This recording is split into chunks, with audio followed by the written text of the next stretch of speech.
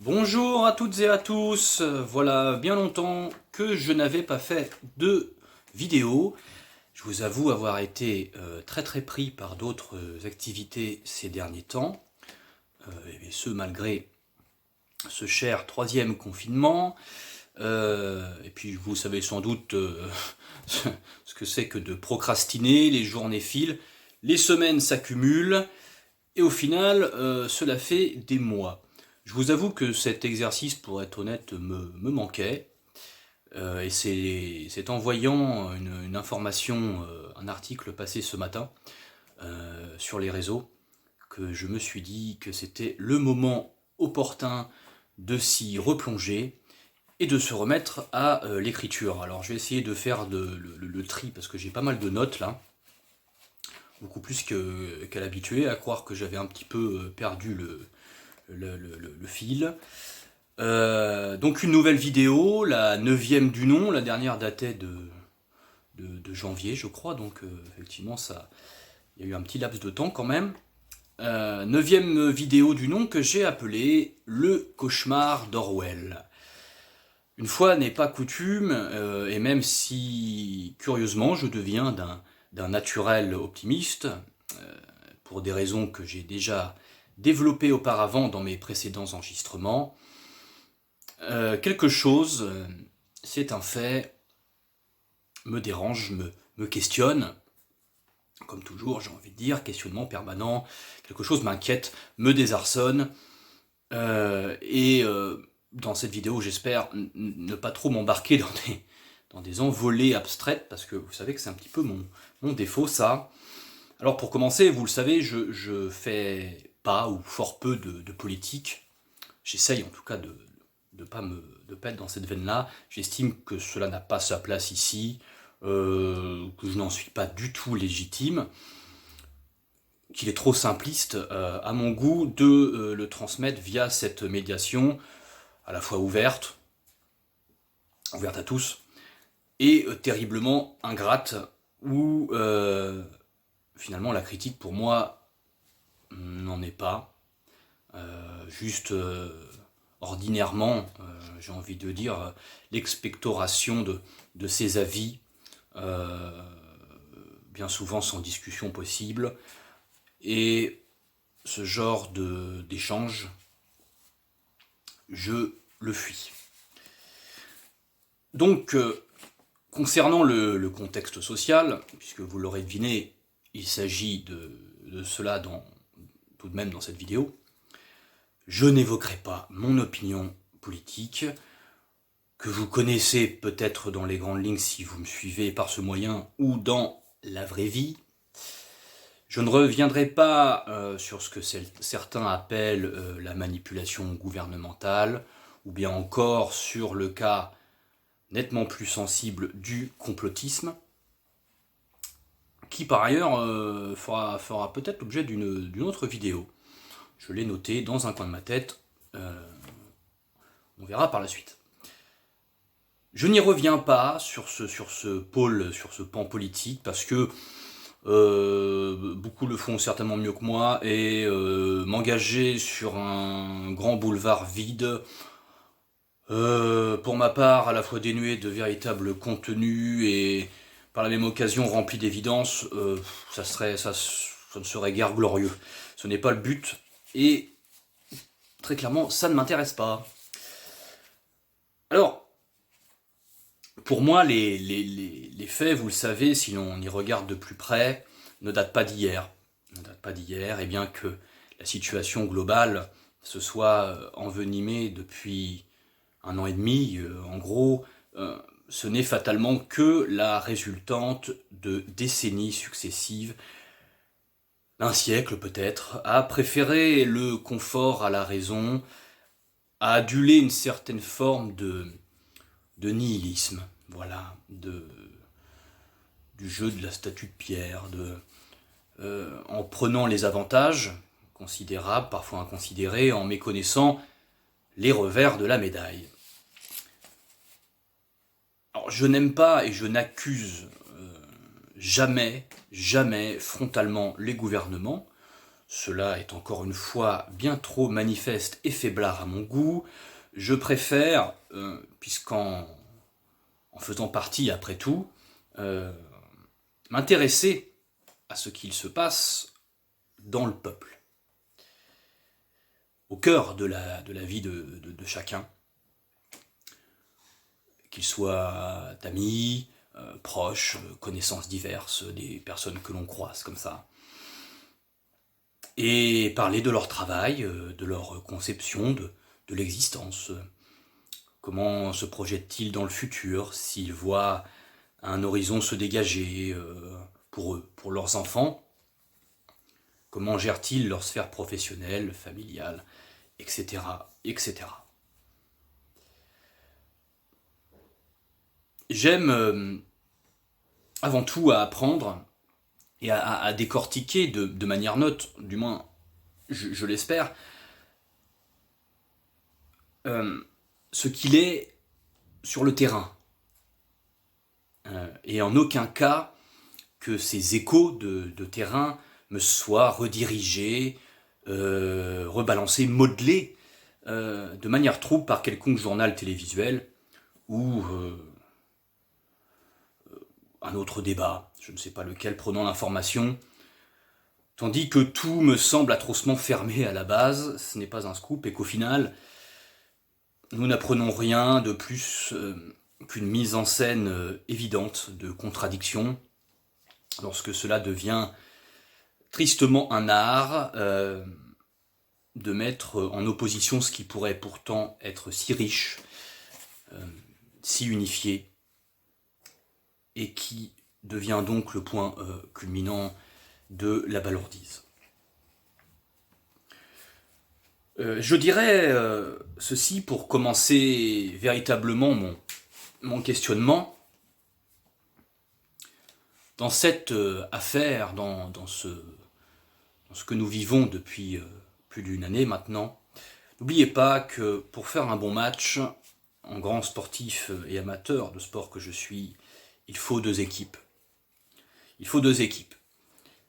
Qu'on ne peut nullement culpabiliser l'une des deux d'avoir été mauvaise, enfin, on le peut, hein, sans jugement aucun, mais peut-être si l'une des deux a été mauvaise, c'est que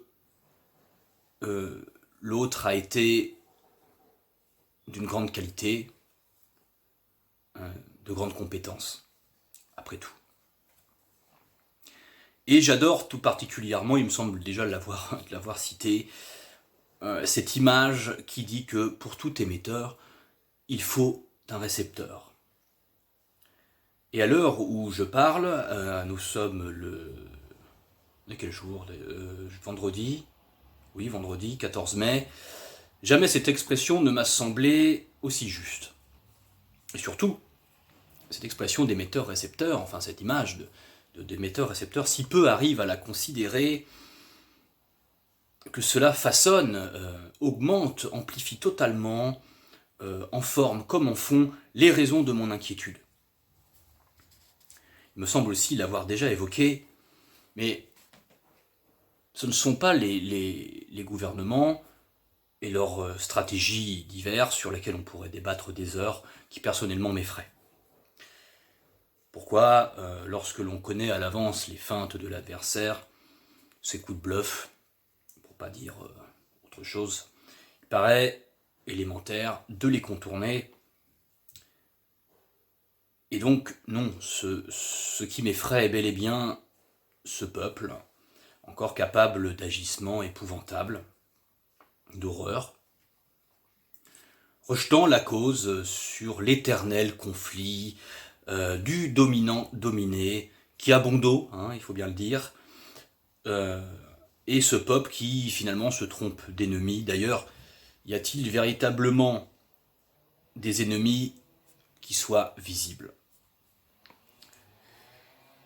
Ce peuple donc qui assassine frères et sœurs pour quelque idée outrancière, pour quelques différences notoires, qui fait valoir un droit à la violence envers les instances, envers Ça me chagrine beaucoup, envers par exemple les policiers, envers les plus riches, voilà, envers, je ne sais pas, plein de personnes. Je crois que les exemples sont aussi nombreux qu'il est d'individus. Tout cela peut-être pour récupérer les quelques sillons de leur encéphale tombés je ne sais où, pour quelques lambeaux de leur âme qui assurément virent à l'obscur. Encore une fois, je ne répéterai jamais assez,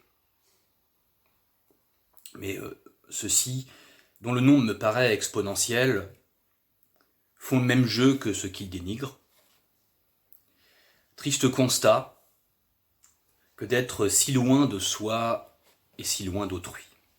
Pourtant, à les écouter, ils sont les premiers à se proclamer éveillés. Alors, éveillés, là, attention, mot on ne peut plus moderne, moderniste, et qui devient en leur bouche vulgaire. Personnellement, je ne peux plus l'entendre, ce mot-là. Il est tellement démocratisé, il est utilisé dans tous les sens qu'il en devient infect.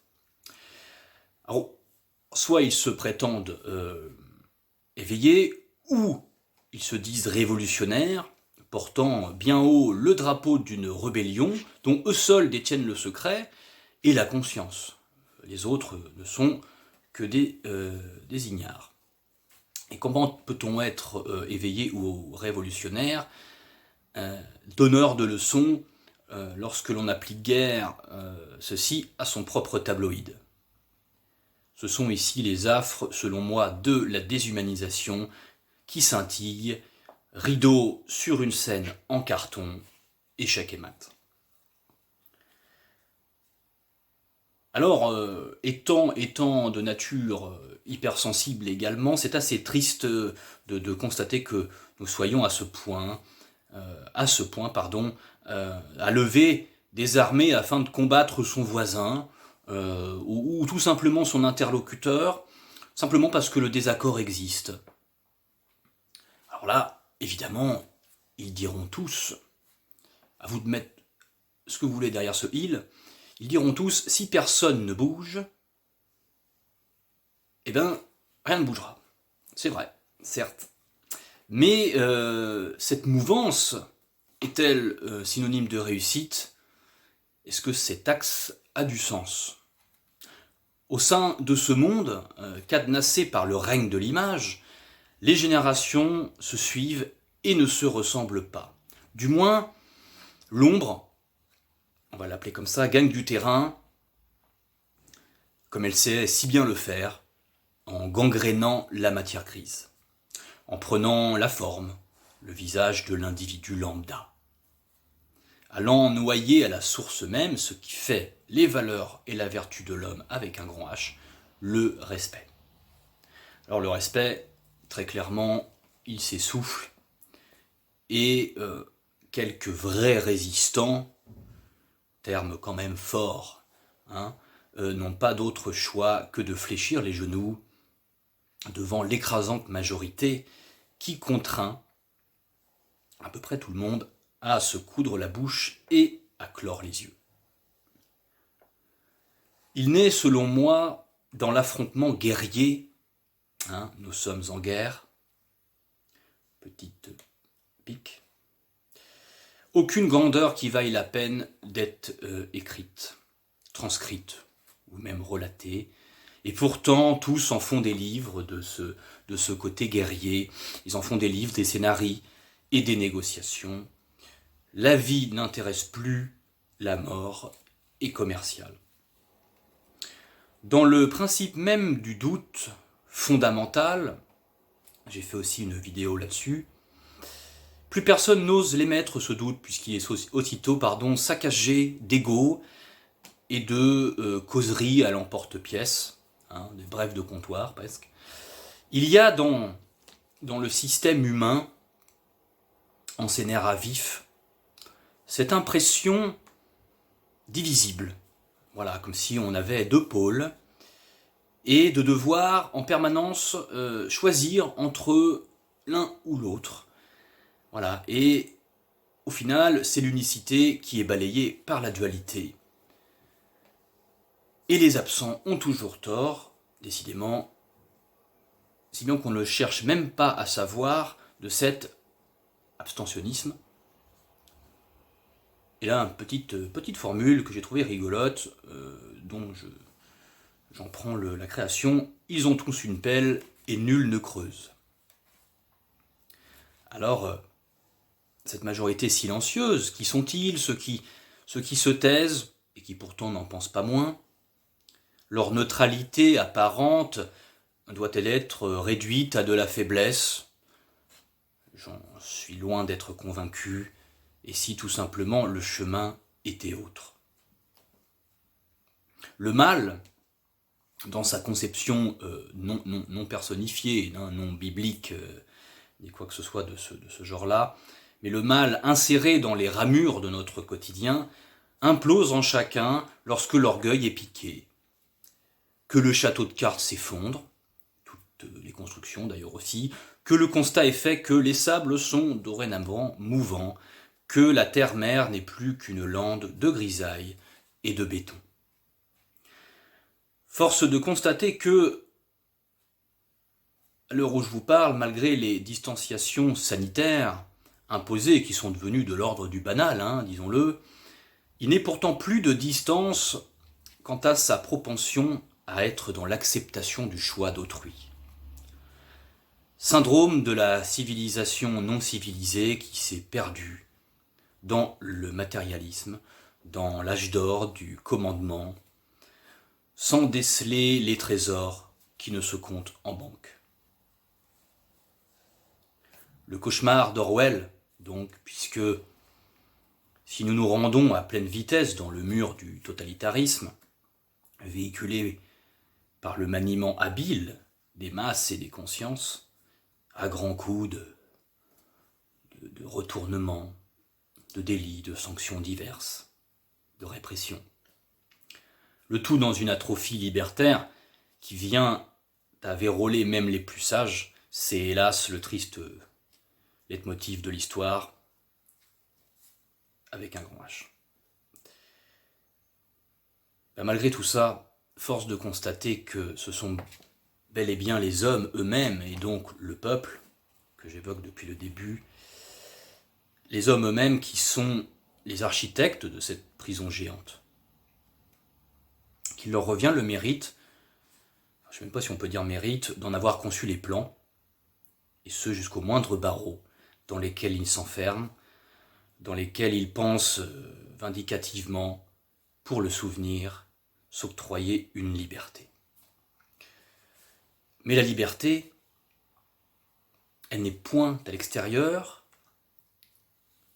par ce hublot, cette meurtrière dans le mur, et du coup, plus jamais aucun d'eux n'ira humer l'air printanier. Je me demande donc, qui peut-on réellement accuser de faiblesse et de barbarie? Le loup, l'agneau? Si le mensonge est connu, pourquoi donc s'en satisfaire? Pourquoi donc marcher à la chaîne, en randonnion et boulet aux pieds, ce jusqu'à l'ultime souffle, puis naïvement s'en plaindre, en jeter la responsabilité absolue, bien sûr, ça c'est typiquement français, sur celui de devant, sur celui de derrière, ou encore sur celui qui a déjà expiré, sur les aïeux, ou sur celui qui viendra à périr. Qui sommes-nous ici, en ce passage terrestre, pour imputer notre droit d'être à ceux qui n'en saisissent même pas son essence subtile? En les affrontant de la sorte, parce que ce n'est que de l'affront, ne donnons-nous pas du crédit à leurs actes?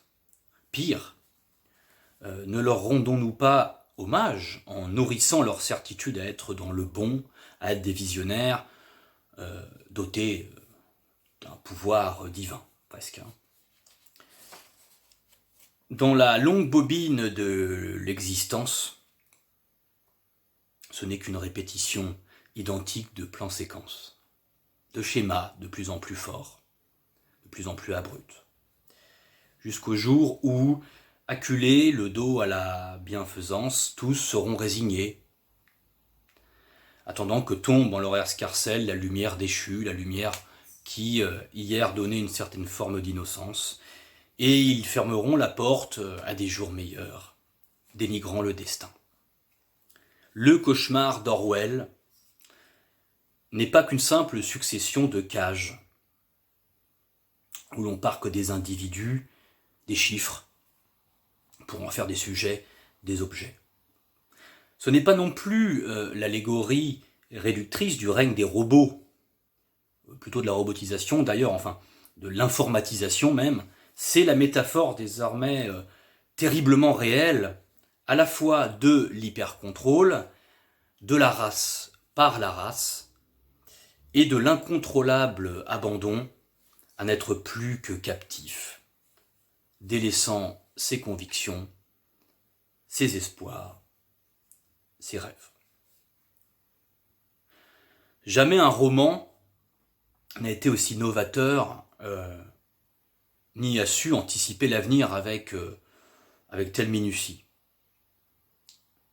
Big Brother n'est pas qu'une forme étatique où les décisions reviennent à un seul homme ou à plusieurs qui décident de choses autour d'une table.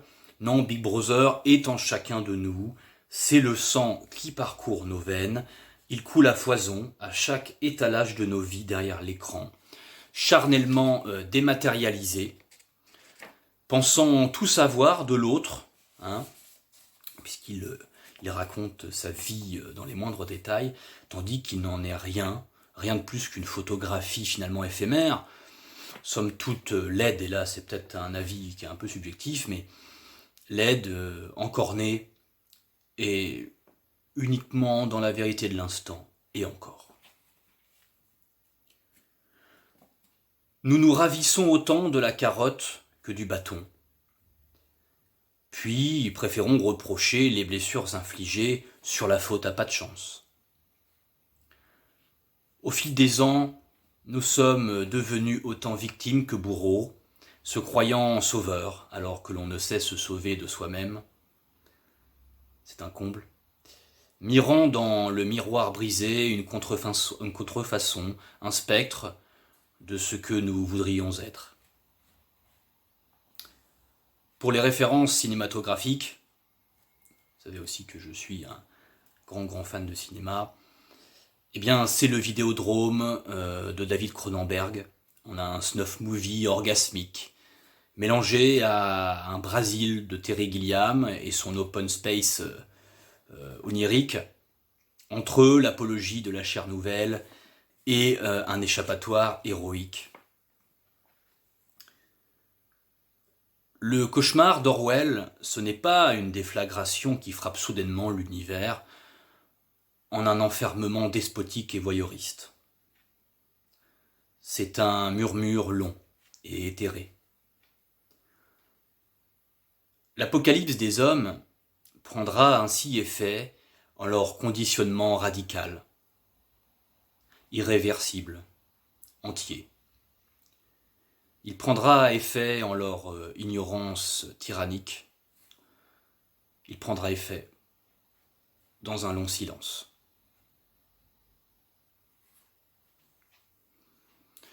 Merci beaucoup de m'avoir écouté et je vous dis à très vite. Au revoir.